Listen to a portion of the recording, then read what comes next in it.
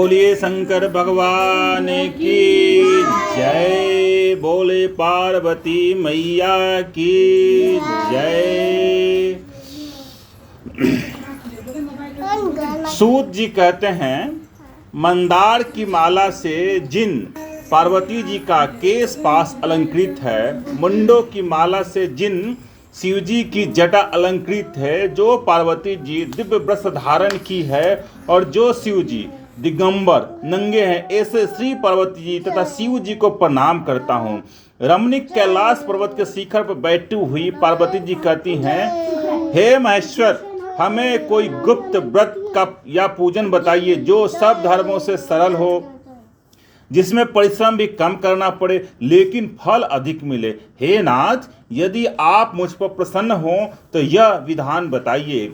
हे प्रभु, किस तप, व्रत या दान से आदि के मध्य और अंत रहित आप जैसे महाप्रभु हमको प्राप्त हुए। शिव जी बोले, हे देवी सुनो, मैं तुमको एक व्रत जो मेरा सर्वस्व और छिपाने योग्य है, लेकिन तुम्हारे प्रेम में वशीभूत होकर मैं तुम्हें बतलाता हूँ। शिव जी ने कहा, भारतवर्ष में जैसे नक्षत्रों में, ध्यान से सुनो, नक्षत्रों में चंद्रमा, ग्रहों में सूर्य, वर्णों में ब्राह्मण, देवताओं में विष्णु भगवान, नदियों में गंगा, पुराणों में महाभारत, वेदों में सामवेद, इंद्रियों में मन श्रेष्ठ है। सब पुराणों और वेदों का सर्वस्व जिस तरह कहा गया है, मैं तुम्हें एक प्राचीन व्रत बतलाता हूँ। एकाग्र मन से सुनो। जिस व्रत के प्रभाव से तुमने मेरा आधा आसन प्राप्त किया, वह मैं तुमको बतलाऊंगा, क्योंकि तुम मेरी प्रेसी हो। भाद्रपद मास के हंस नक्षत्र युक्त शुक्ल पक्ष की तृतीया तिथि को उसका अनुष्ठान करने मात्र से स्त्रियां सब पापों से मुक्त हो जाती हैं। हे देवी, तुमने आज से बहुत दिनों पहले हिमालय पर्वत पर इस व्रत को किया था, यह वृत्तांत मैं तुमसे कहूँगा। पार्वती जी ने पूछा, हे नाथ, मैंने क्यों यह व्रत किया था? यह सब आपके मुख से सुनना चाहती हूँ। उत्तर की ओर एक बड़ा रमणीक और पर्वतों में श्रेष्ठ हिमवान नामक पर्वत है। उसके आसपास तरह तरह की भूमियां हैं, तरह तरह के वृक्ष उस पर लगे हुए हैं। नाना प्रकार के पक्षी और अनेक प्रकार के पशु उस पर निवास करते हैं। वहां पहुंचकर गंधर्वों के साथ बहुत से देवता, सिद्ध, चारण, पक्षीगण सर्वदा प्रसन्न मन से विचरते हैं। वहां पहुंच गंधर्व गाते हैं, अप्सराएं नाचती हैं। पर्वतराज के कितने ही शिखर ऐसे हैं जिनमें स्फटिक, रत्न और वैद्यपुर आदि खाने भरी हैं। यह पर्वत ऊंचा तो इतना अधिक है कि मित्र के घर की तरह समझकर आकाश को स्पर्श करता रहता है। उसके समस्त शिखर सदैव हिम मतलब बर्फ से आच्छादित रहते हैं। गंगा जल की ध्वनि सदा सुनाई देती है। हे पार्वती, तुमने बाल्यकाल में उसी पर्वत पर तपस्या की थी। 12 वर्षों तक तुम उल्टी टंग कर केवल धुआं पीकर, 64 वर्षों तक सूखे पत्ते खाकर, माघ में तुम कई प्रकार के विलाप करती हुई देखकर सखी से बोली, तुम इतनी दुखी क्यों हो?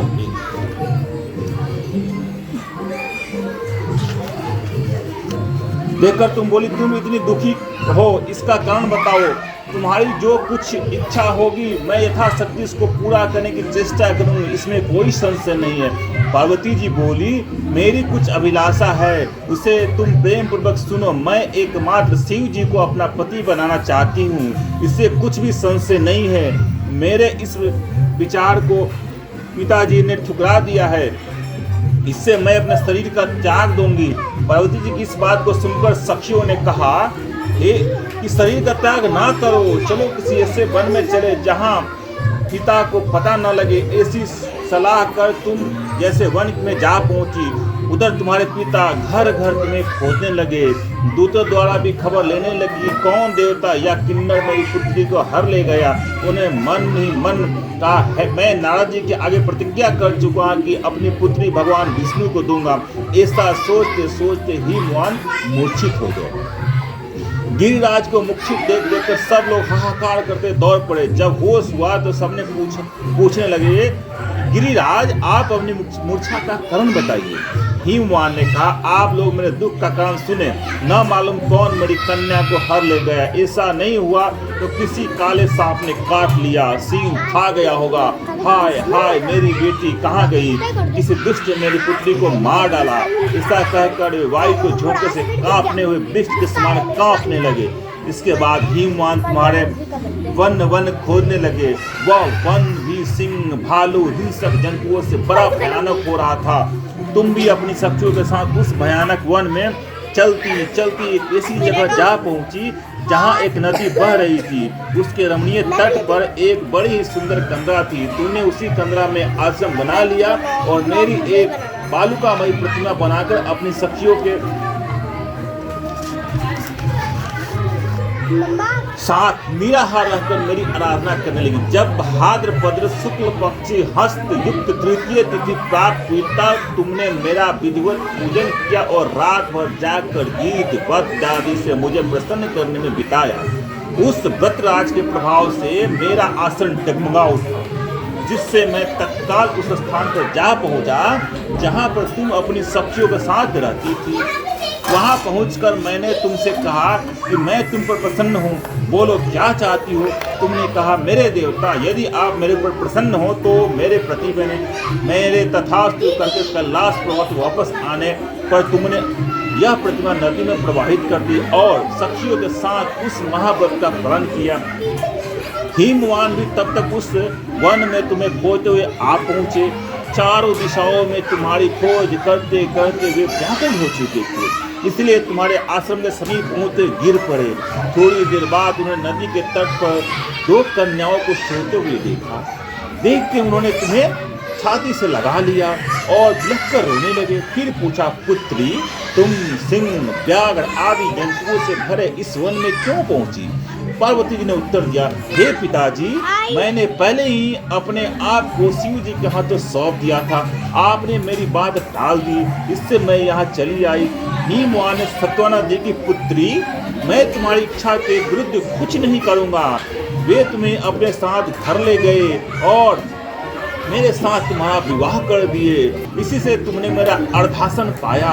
तब से आज तक किसी के सामने मुझे यह व्रत प्रकट करने का अवसर नहीं प्राप्त हुआ है। हे देवी, मैं यह बताता हूँ, यह व्रत का हरिताली का नाम क्यों पड़ा। सुनो ध्यान से, क्यों पड़ा। तुमको सखिया हर के ले गई थी, इसी से हरिताली का नाम पड़ा। पार्वती जी ने कहा, हे प्रभु, आपने नाम तो बताया, अब इसकी विधि भी बताएं। इसका क्या पुण्य है, क्या फल है, यह व्रत कौन करे। श्री शिवजी पार्वती से कहते, हे देवी, मैंने समस्त स्त्री जाति की भलाई होती यह उत्तम व्रत बतलाया है। जो स्त्री अपने सौभाग्य की रक्षा करना चाहते हो, यह बलपूर्वक इस व्रत को करे।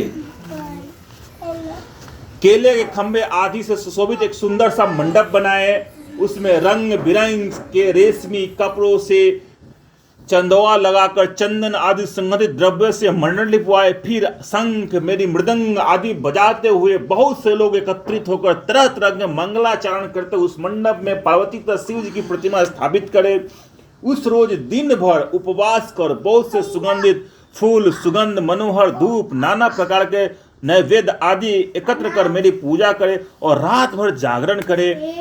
ऊपर जो जो वस्तुएं गिनाई गई हैं, इसके अतिरिक्त नारियल, सुपारी, जंबीरी, नींबू, लौंग, अनार, नारंगी आदि जो फल प्राप्त हो सके उन्हें इकट्ठा कर ले।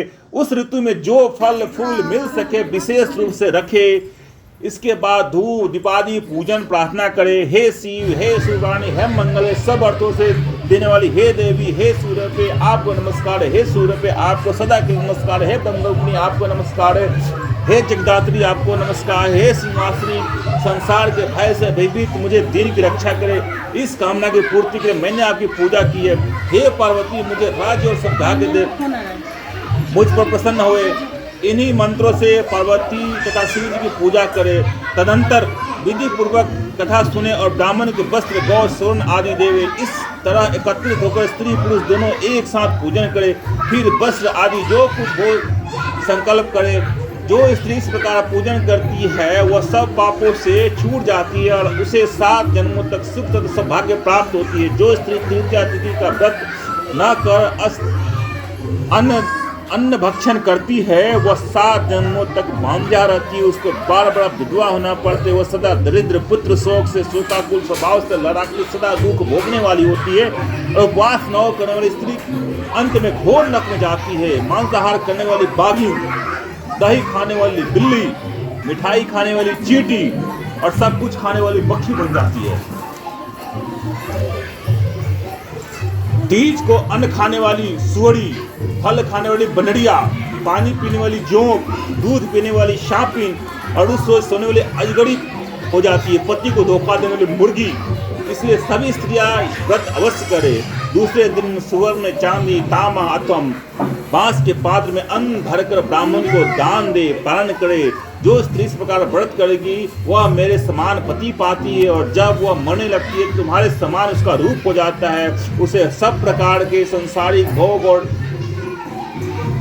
से मुक्ति मिल जाती है। इस हरितालिका की व्रत कथा मात्र सुनने से प्राणी को 1000 अश्वमेध और सैकड़ों वाजपेयी यज्ञ करने का फल प्राप्त होता है। हे देवी, मैंने यह व्रत व्रतों में उत्तम व्रत बताया, जिसे करने से प्राणी सब पापों से छूट जाता है। इसमें कोई भी संशय नहीं है। बोलिए शंकर भगवान की जय। आरती कर दीजिए।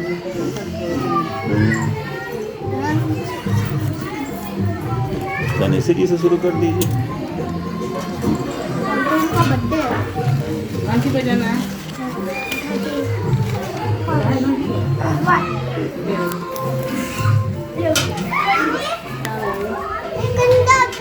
अच्छा ठीक है, हाथ धो लो, हाथ धो लो। हो गया ना? ठीक है,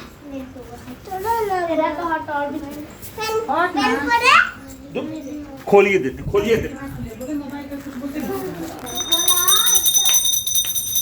गणेश जी की आरती है आपके पास?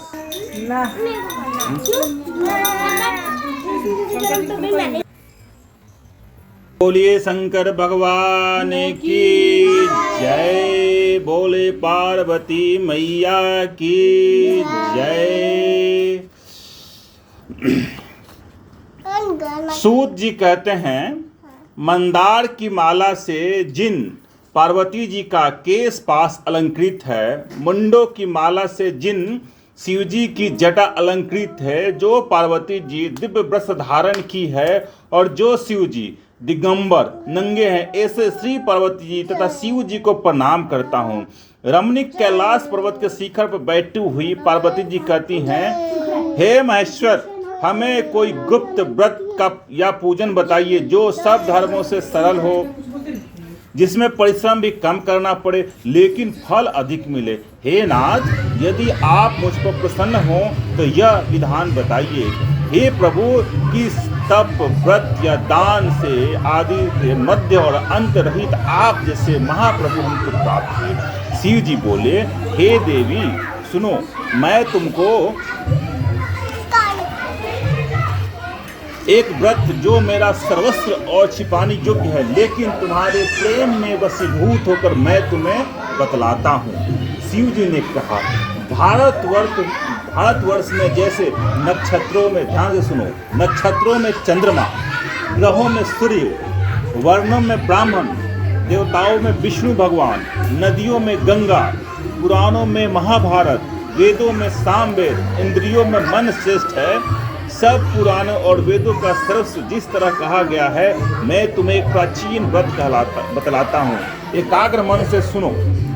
जिस व्रत के प्रभाव से तुमने मेरा आधा आसन प्राप्त किया, वह मैं तुमको बतलाऊंगा, क्योंकि तुम मेरी प्रेसी हो। भाद्रपद मास के हंस नक्षत्र युक्त शुक्ल पक्ष की तृतीया तिथि को उसका अनुष्ठान करने मात्र से स्त्रियां सब पापों से मुक्त हो जाती हैं।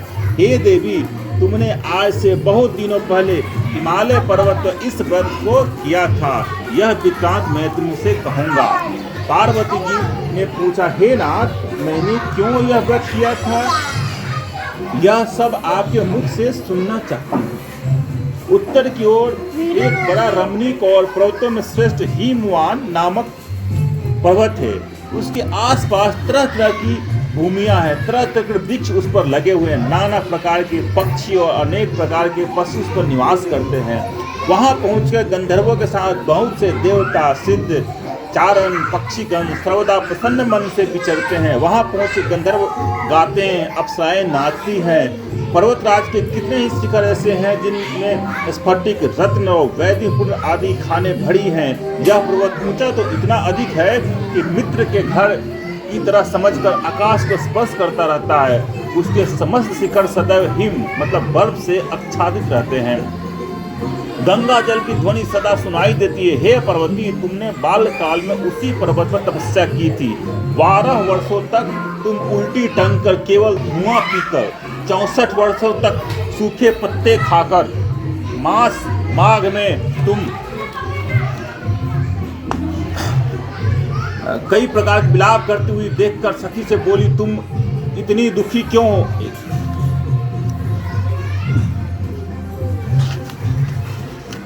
देखकर तुम बोली, तुम इतनी दुखी हो, इसका कारण बताओ। तुम्हारी जो कुछ इच्छा होगी मैं यथाशक्ति इसको पूरा करने की चेष्टा करूंगी, इसमें कोई संशय नहीं है। पार्वती जी बोली, मेरी कुछ अभिलाषा है, उसे तुम प्रेम पूर्वक सुनो। मैं एकमात्र शिव जी को अपना पति बनाना चाहती हूँ, इससे कुछ भी संशय नहीं है। मेरे इस विचार को पिताजी ने ठुकरा दिया है, इससे मैं अपने शरीर का त्याग दूंगी। पार्वती जी की इस बात को सुनकर सखियों ने कहा, कि शरीर का त्याग ना करो, चलो किसी ऐसे वन में चले जहाँ पिता को पता न लगे। ऐसी सलाह कर तुम जैसे वन में जा पहुंची, उधर तुम्हारे पिता घर घर तुम्हें खोजने लगे। दूतों द्वारा भी खबर लेने लगी, कौन देवता या किन्नर मेरी पुत्री को हर ले गया। उन्हें मन ही मन का है, मैं नारद जी के आगे प्रतिज्ञा कर चुका कि अपनी पुत्री भगवान विष्णु को दूंगा। ऐसा सोचते सोचते ही भगवान मूर्छित हो गए।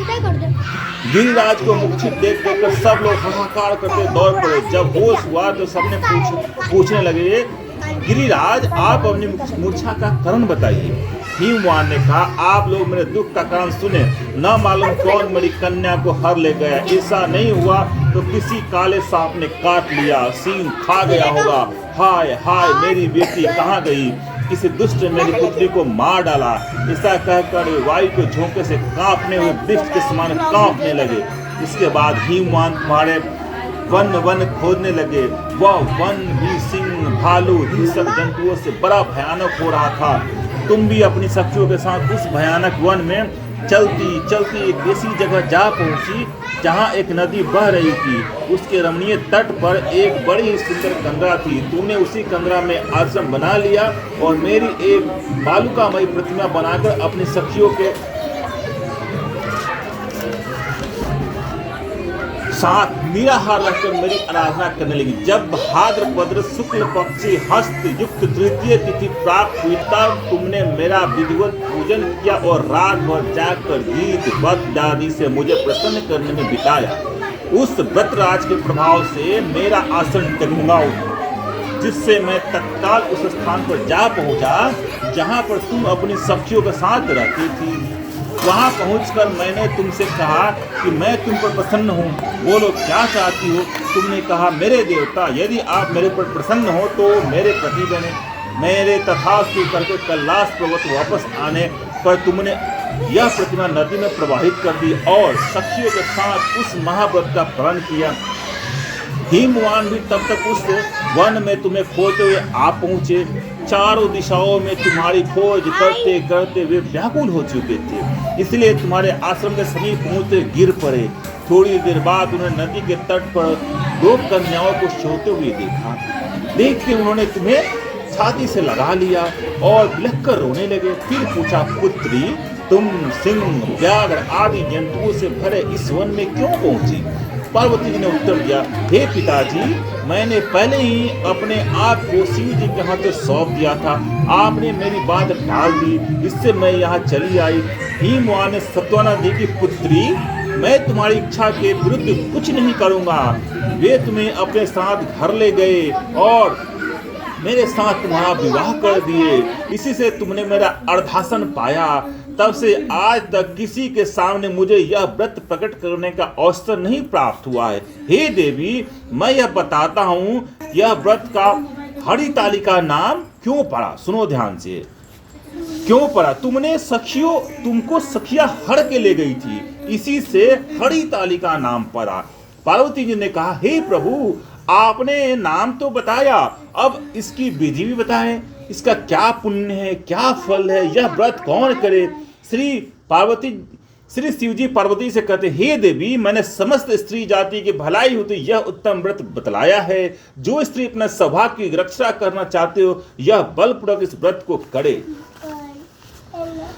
केले के खंभे आदि से सुशोभित एक सुंदर सा मंडप बनाए, उसमें रंग बिरंग के रेशमी कपड़ों से चंदवा लगाकर चंदन आदि संगठित द्रव्य से मंडल लिपवाए। फिर शंख मेरी मृदंग आदि बजाते हुए बहुत से लोग एकत्रित होकर तरह तरह के मंगलाचरण करते उस मंडप में पार्वती तथा शिव जी की प्रतिमा स्थापित करे।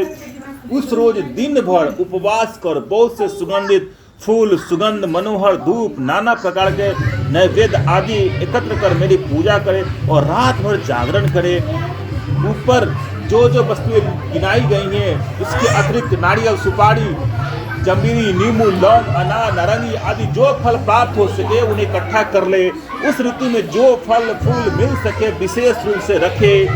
इसके बाद धूप दीपादि पूजन प्रार्थना करे। हे शिव, हे शिवरानी, हे मंगले, सब अर्थों से देने वाली हे देवी, हे शिवरूपे आपको नमस्कार है, हे शिवरूपे आपको सदा के नमस्कार है, हे ब्रह्मरूपिणी आपको नमस्कार है, हे जगदात्री आपको नमस्कार है, हे सिंहासनी संसार के भय से भयभीत मुझे दीन की रक्षा करे। इस कामना की पूर्ति के लिए मैंने आपकी पूजा की है। हे पार्वती, मुझे राज्य और सौभाग्य दे, मुझ पर प्रसन्न होए। इन्हीं मंत्रों से पार्वती तथा शिव जी की पूजा करे। तदंतर विधि पूर्वक कथा सुने और ब्राह्मण को वस्त्र, गौ, स्वर्ण आदि देवे। इस तरह एकत्रित होकर स्त्री पुरुष दोनों एक साथ पूजन करे। फिर वस्त्र आदि जो कुछ हो संकल्प करे। जो स्त्री इस प्रकार पूजन करती है वह सब पापों से छूट जाती है और उसे 7 जन्मों तक सुख तथा सौभाग्य प्राप्त होती है। जो स्त्री तृतीया तिथि का व्रत न कर अन्न भक्षण करती है वह 7 जन्मों तक बांझा रहती है। उसको बार बार विधवा होना पड़ते। वह सदा दरिद्र, पुत्र शोक से, शोकाकुल स्वभाव से लड़ाकी, सदा दुख भोगने वाली होती है। और उपवास न करने वाली स्त्री अंत में घोर नरक में जाती है। मांसाहार करने वाली बाघी, दही खाने वाली बिल्ली, मिठाई खाने वाली चींटी और सब कुछ खाने वाली मक्खी बन जाती है। तीज को अन्न खाने वाली सुअरी, फल खाने वाली बनड़िया, पानी पीने वाली जोंक, दूध पीने वाली शापिन और उस रोज सोने वाली अजगरी हो जाती है। पति को धोखा देने वाली मुर्गी। इसलिए सभी स्त्रियां व्रत अवश्य करें। दूसरे दिन सुवर्ण, चांदी, तांबा अथवा बांस के पात्र में अन्न भरकर ब्राह्मण को दान दे, पालन करे। जो स्त्री इस प्रकार व्रत करेगी वह मेरे समान पति पाती है और जब वह मरने लगती है तुम्हारे समान उसका रूप हो जाता है। उसे सब प्रकार के संसारिक भोग और से मुक्ति मिल जाती है। इस हरितालिका की व्रत कथा मात्र सुनने से प्राणी को 1000 अश्वमेघ और सैकड़ों वाजपेयी यज्ञ करने का फल प्राप्त होता है। हे देवी, मैंने यह व्रतों में उत्तम व्रत बताया जिसे करने से प्राणी सब पापों से छूट जाता है। इसमें कोई भी संशय नहीं है। बोलिए शंकर भगवान की।